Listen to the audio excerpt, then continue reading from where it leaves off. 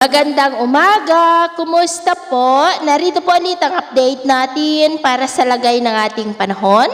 Ngayong umaga po ng August 1, 2026. Sa ngayon po ay dalawang sama ng panahon ang nasa silangan po ngayon ng Luzon sa loob at labas ng ating area of responsibility. Ang nasa loob po ng ating area of responsibility base po sa datos ng ilan sa mga international weather models ay maituturing na po yan na bagyo at kung bagyo na rin sa datos ng Pag-asa, ay tatawagin na po sa local name na Bagyong Luis. Sa ngayon, ay nasa layo po yan ng 823 km east ng Bicol Region at ang Super Typhoon Dolphin naman ay nasa layo po ng 3,940 km east ng Northern Luzon.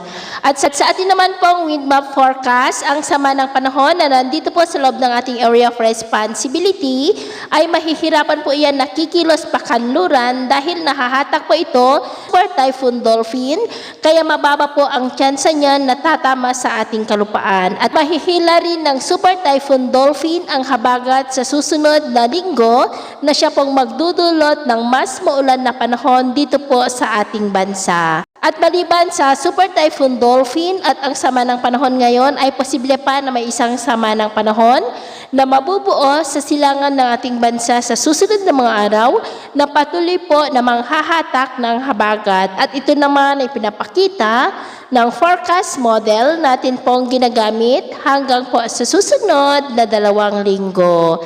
At sa lagay ng ating panahon ngayong madaling araw dahil po sa trough ng sama ng panahon, ay may mga isolated rain sa ilang bahagi po ng Northern Samar, Masbate, Leyte, northern part ng Cebu, Bacolod, Cadiz, Sagay, Escalante, President Roxas sa may Capiz, Navas, Surigao at Dinagat Island. At mamaya po ay sisikat naman ang araw sa malaking bahagi ng bansa, mainit at maalinsangan muli ang panahon.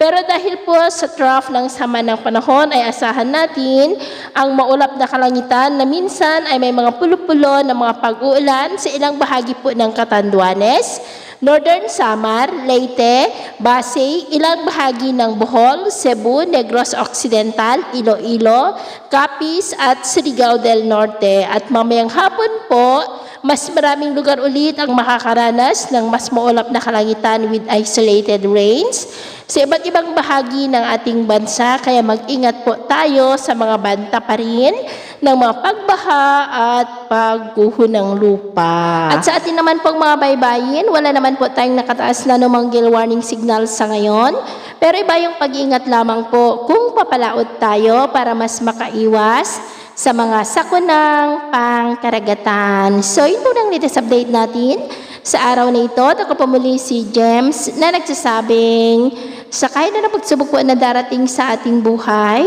huwag na huwag po tayong mawawalan ng pag-asa. Thank you and God bless!